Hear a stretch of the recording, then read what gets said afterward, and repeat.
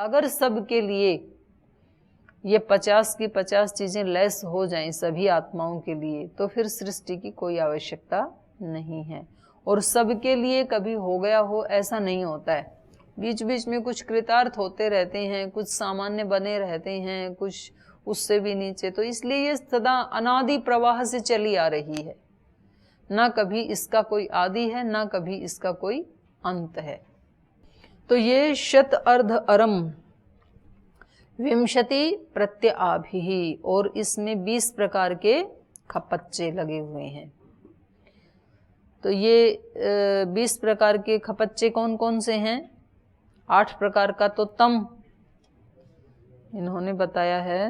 ब्रह्म चक्र में 10 इंद्रियां और 10 उनके विषय, ये 20 को बताई। इनको अविद्या आदि को बनाए रखने के लिए निमित्त कौन बनते हैं? इंद्रियां और इंद्रियों के विषय, 5 ज्ञानेंद्रियां, 5 कर्मेंद्रियां और उनके विषय।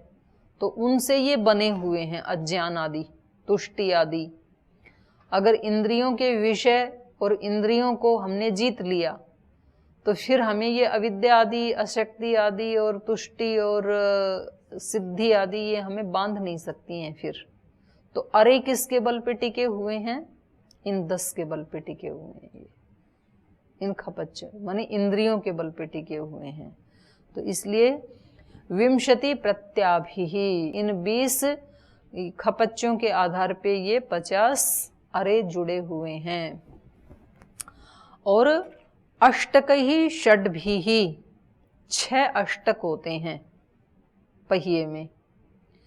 6 अष्टक ब्रह्मचक्र में प्रकृति अष्टक, धातु अष्टक, सिद्धि अष्टक, मद अष्टक, अशुभ अष्टक, धर्म अष्टक, ये बताए हैं इन्होंने। ये 6 अष्टक हैं। प्रकृति अष्टक में आया अहंकार, बुद्धि, मन और 5 तन्मात्राएं। धातु अष्टक में जो 8 धातुएं हैं, त्वक, चर्म, मांस, रुधिर, मेद, अस्थि, मज्जा, वीर्य। सिद्धि अष्टक में 8 सिद्धियां, अणिमा, महिमा, गरिमा, लघिमा, प्राप्ति, प्राकाम्य और ईशित्व, वशित्व। और मद अष्टक में तन का मद, धन का मद, जन का मद, बल का मद, ज्ञान का मद, बुद्धि का मद, कुल का मद, जाति का मद, ये है। और अशुभ अष्टक में अशुभ सोचना, अशुभ सुनना, अशुभ देखना, अशुभ बोलना, अशुभ स्पर्श करना, अशुभ कर्म करना, अशुभ कर्म कराना, अशुभ होने देना, ये सब अशुभ अष्टक हैं। धर्म अष्टक में नित्य धर्म, निमित्त धर्म। नित्य धर्म, निमित्त धर्म समझते हैं ना? नित्य धर्म तो वो ही है जो हम नित्य प्रति करते हैं, और निमित्त धर्म वो है जो किसी निमित्त के कारण करते हैं। जैसे आप रोजाना हवन करते हैं, ये किस में आ गया? नित्य धर्म में। संध्या करते हैं, ये नित्य धर्म। कभी होली दिवाली आती है तो बड़ा हवन करते हैं, तो वो किसी निमित्त से किया आपने। तो कुछ नित्य धर्म होते हैं, कुछ निमित्त धर्म होते हैं। तो धर्म का अष्टक क्या है? नित्य धर्म, निमित्त धर्म, देश धर्म। किसी देश का धर्म होता है। देश मतलब स्थान। जैसे आप गुरुकुल में रहते हैं तो यहाँ रहने का अलग सिद्धांत हैं, अलग मर्यादाएं हैं, तो इसको क्या कहेंगे? देश धर्म। ऐसे ही काल धर्म, कुछ काल के धर्म होते हैं। सुबह सुबह जब 4 बजे उठते हैं तो धीरे बोलना होता है, दिन में तेज बोल रहे हैं जैसे हम, तो वो काल धर्म है। तो धर्म में क्या क्या आ गया? नित्य धर्म, निमित्त धर्म, देश धर्म, काल धर्म, कुल धर्म, जातीय धर्म, आपद धर्म और अपवाद धर्म, ये आ गई। तो ब्रह्म चक्र में ये 6 अष्टक माने 8 6 जगह, ये 6 अष्टक जुड़े हुए हैं। इनसे ये चल रही है सृष्टि का चक्र। इन 6 अष्टकों से ये भी जुड़े हुए हैं। मतलब 8 जगह वो उनको फिट किया जाता है अरों को। ऐसे 2, फिर ऐसे, फिर ऐसे जो अरे लगाते हैं ना, तो 2 वो लकड़ियां ऐसे लगाते हैं। चक्र ध्यान में आ रहा है आपको? एक तो ऐसे सीधा, फिर ऐसे सीधा, फिर इस साइड से ऐसे सीधा, इधर से सीधा। तो ये हो गए 6 अष्टक इसको कहा। अष्टकई षड्भी विश्वरूपैक पाशम। और ये पहिया पाशों से बंधा होता है, ये सारे पाश ही हैं, बांधने वाले ही हैं। तो ये पहिया पाशों से बंधा है। ब्रह्म चक्र कौन से पाश से बंधा है? विश्व के रूप। किससे बंधा है? ये विश्व का जो रूप दिखाई देता है ना, इस रूप ने ही इसको, पहिए को बांध रखा है।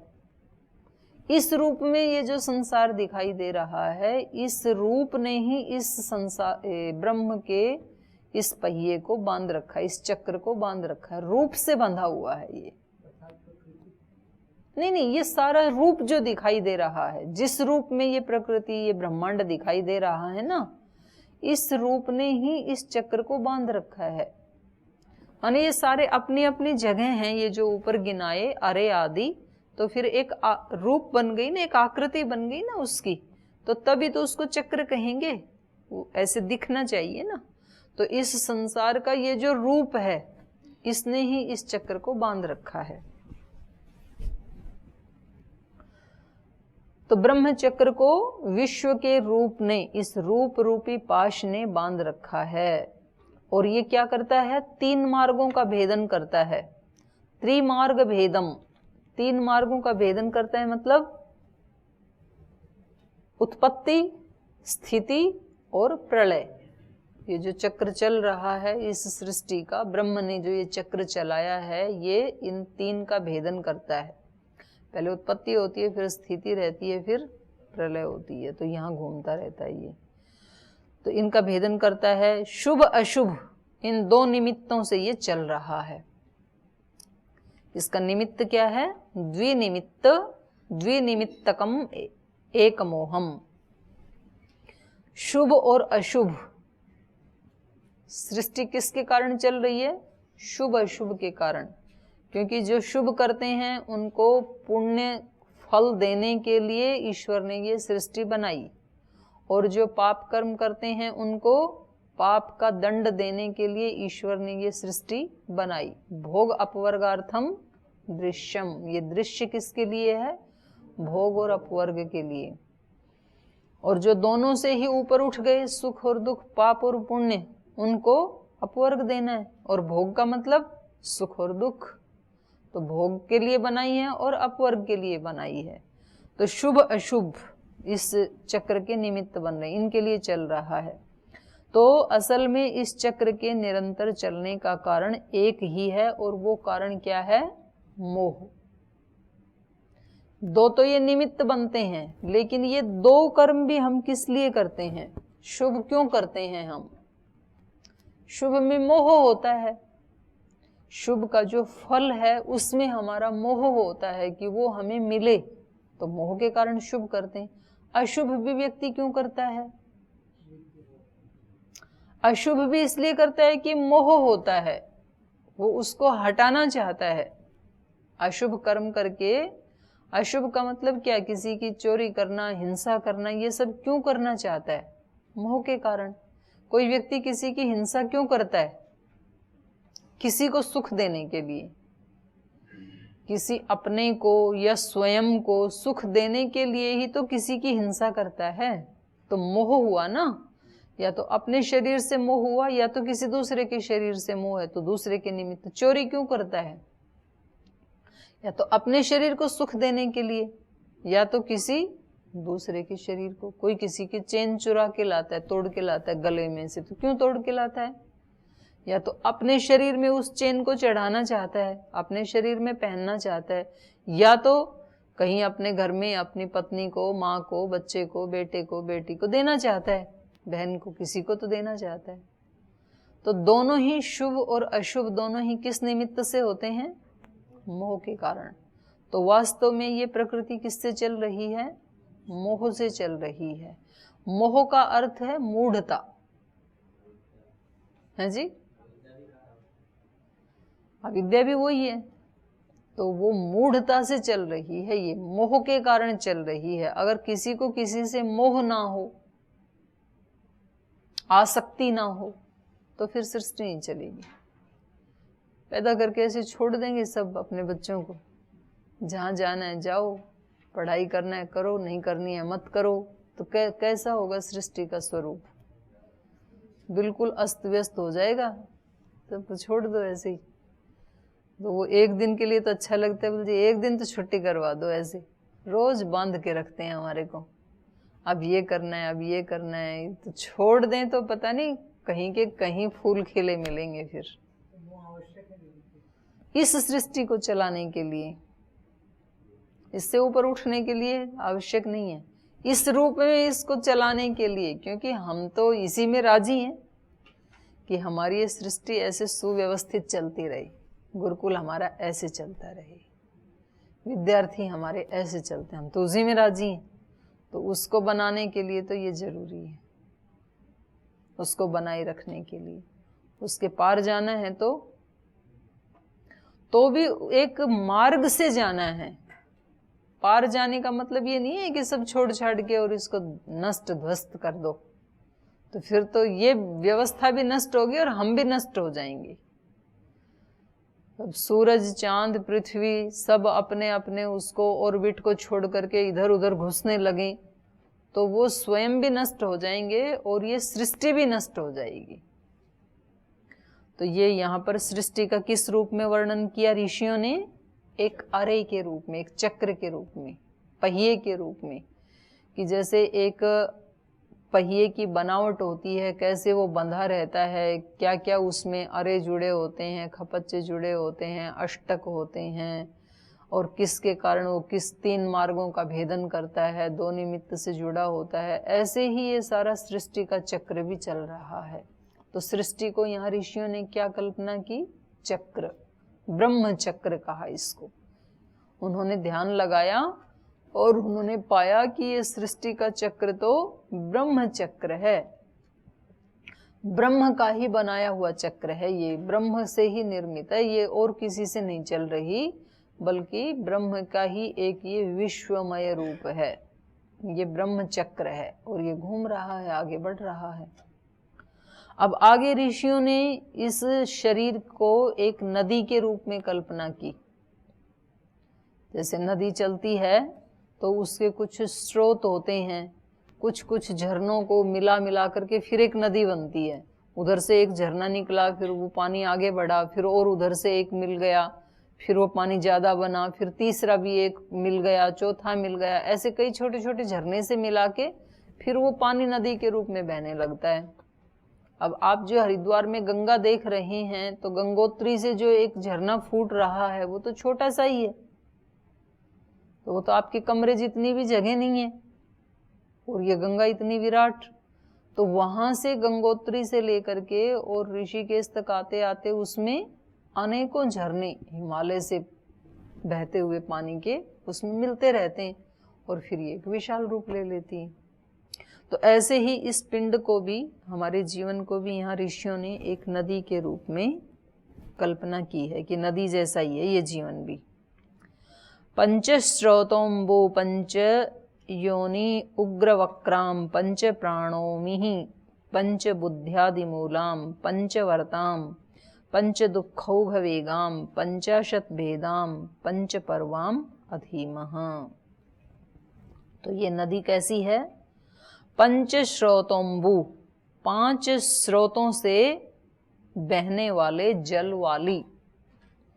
मान लो कोई ऐसी नदी है कि उसमें 5 कोई झरने मिल रहे हैं, तो उस नदी के स्रोत कितने हो गए? 5। पंच स्रोतोंबु पंच योन्युग्र वक्राम, और उन स्रोतों से बहने के कारण ये कैसी हो गई? पंच योनि, 5 कारणों वाली। और वो 5 कारण कैसे हैं? उग्र और वक्र। वो 5 कारण उग्र भी हैं और वक्र भी हैं। वक्र मतलब टेढ़े। और पंच प्राण ऊर्मी, नदी में लहरें भी उठती हैं, ऊर्मी मतलब लहर। तो ये जो हमारा पिंड है इसमें ये जो पंच प्राण है, प्राण अपान उदान समान व्यान आदि, तो ये क्या है? उसकी लहरें हैं उस नदी की। और पंच बुद्ध्यादि मूलाम, जो बुद्धि मतलब यहाँ ज्ञानेंद्रियां, जो हमारी 5 ज्ञानेंद्रियां हैं, ये क्या हैं, इनके आदि मूल हैं इस जीवन रूपी नदी के। पंचावर्ताम, और 5 इसमें भंवर हैं। जो नदी बहती है तो बीच बीच में भंवर बन जाते हैं, गोल गोल पानी जहाँ घूमता है, जिस उसमें से निकलना बहुत कठिन होता है। तो ऐसे ही ये शब्द स्पर्श रूप रस गंध, ये भंवर हैं, इनमें से निकलना बड़ा कठिन होता है। जो जिसमें फंस गया, फंस गया, विषय, इंद्रियों के विषय। तो कोई शब्द रूपी भंवर में फंस जाता है, कोई स्पर्श रूपी भंवर में फंस गया, कोई रूप में फंस गया, कोई रस में, कोई गंध में, ऐसे। तो पंचावर्ताम पंच दुखोघ वेगाम, 5 दुख रूपी जो प्रवाह हैं, ओघ मतलब दुख, पंच दुख ओघ वेगाम, 5 दुख रूपी प्रवाह से, प्रवाह के वेग से बहने वाली, ओघ वेगाम, प्रवाह के वेग से बहने वाली, दुखों का, इसमें नदी में जैसे वेग होता है ना, तभी तो वो आगे बढ़ती है फटाफट। तो ऐसे जीवन में किसका वेग है ज्यादा, दुख का। सुख कभी कभी आते हैं, दुख ही ज्यादा रहता है व्यक्ति। ये ऋषि की कल्पना है। कहीं दर्शन में एक जगह ये भी कल्पना की है कि सुख ज्यादा है जीवन में, दुख कभी कभी आता है। यहाँ कल्पना की है कि दुख का ही वेग बना रहता है, सुख कभी कभी बिजली की तरह चमकता है जीवन में। नहीं तो कोई ना कोई टेंशन, कोई ना कोई लक्ष्य बना ही रहता है, उसके पीछे पागल की तरह से व्यक्ति चलता रहता है।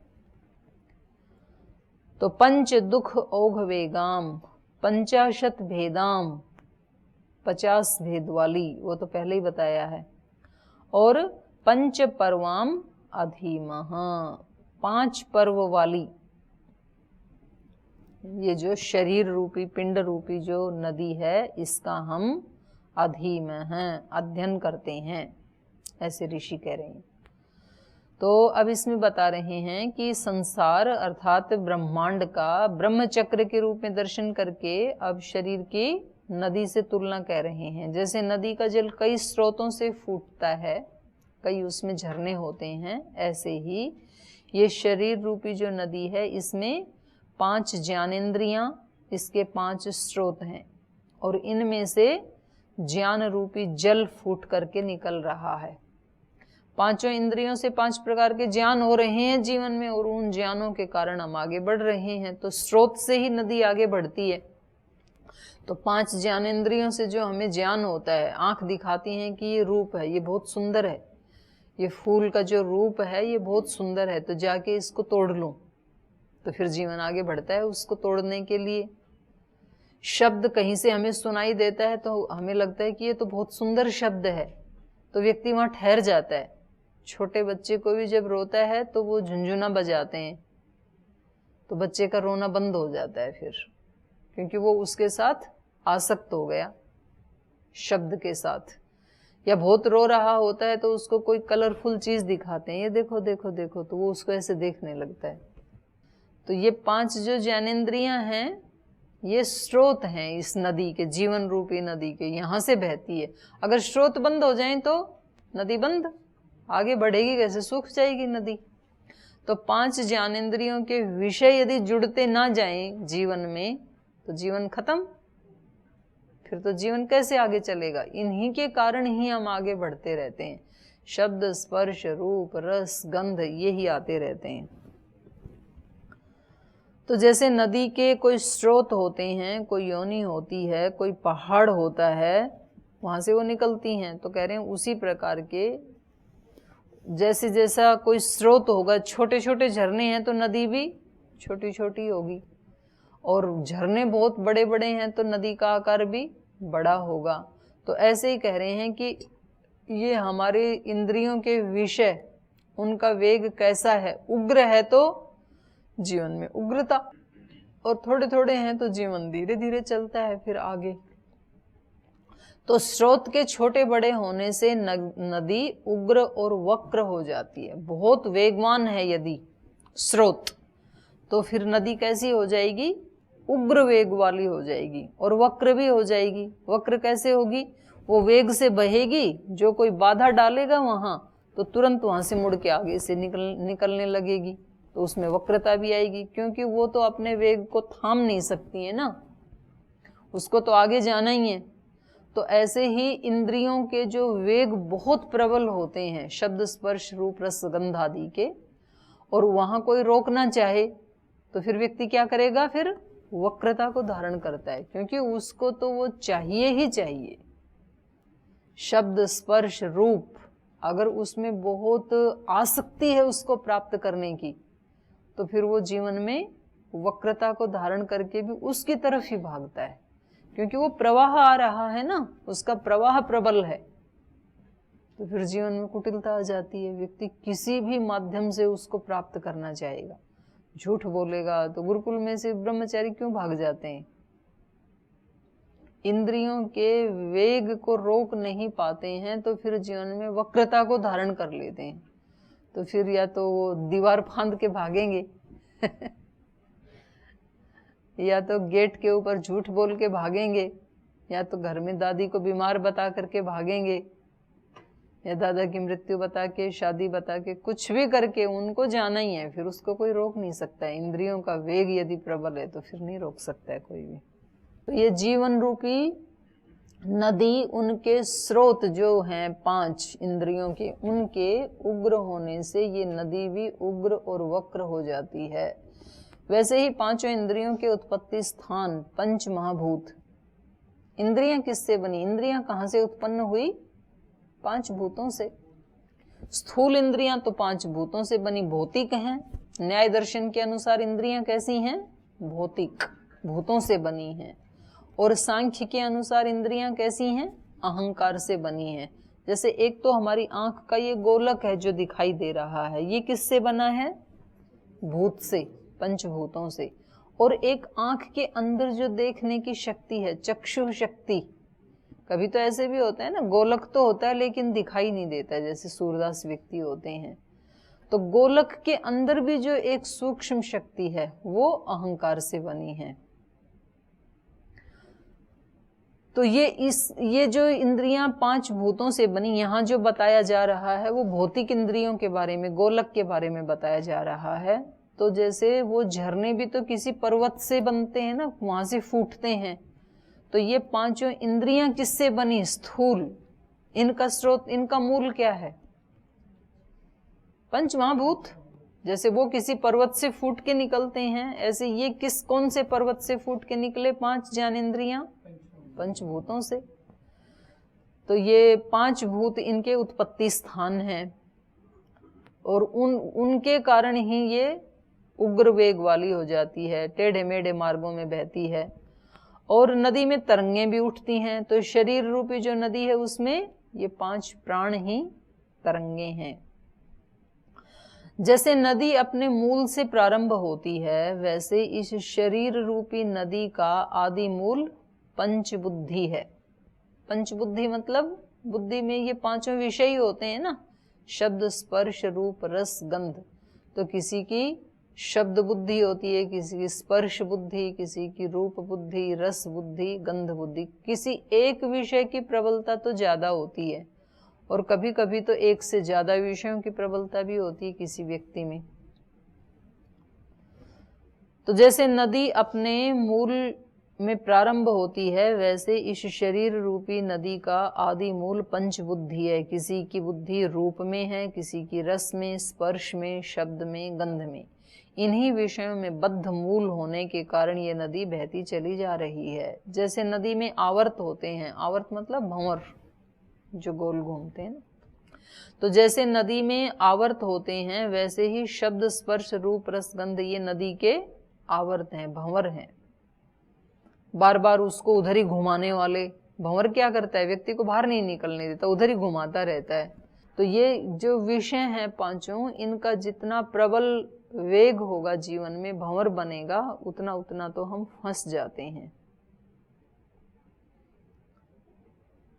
जैसे नदी में कभी कभी प्रवाह उमड़ आता है, तो ऐसे ही इसमें जीवन में भी कभी गर्व, जरा, व्याधि, मरण, जन्म, जरा, व्याधि, मरण, गर्व, ये सारे इस दुखों के प्रवाह हैं।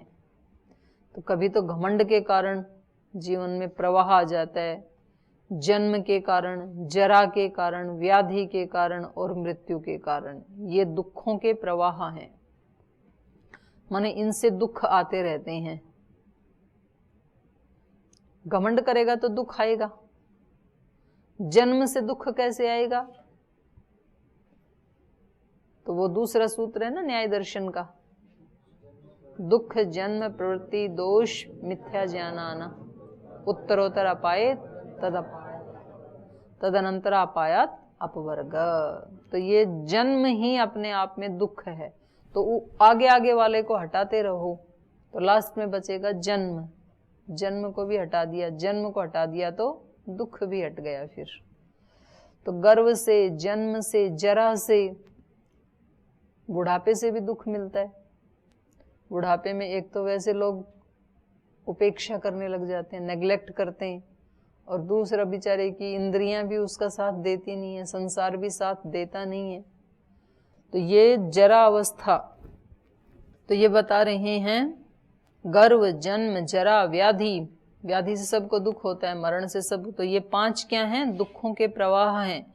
और जैसे नदी को तैरने के 50 भेद होते हैं, रहस्य होते हैं, वैसे ही इस शरीर रूपी नदी को भी तैरने के 50 भेद हैं। जो 50 बुद्धि अभी बताई थी वो ही भेद हैं।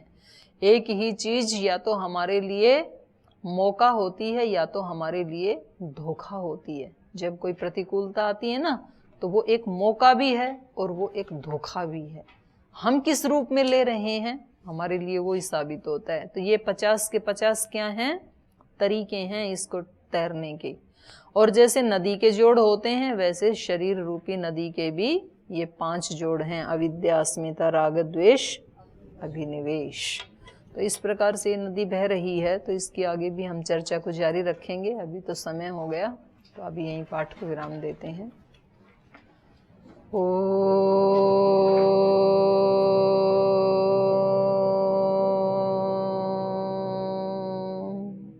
शांति शांति शांति। श्री गुरुभ्यो नमः।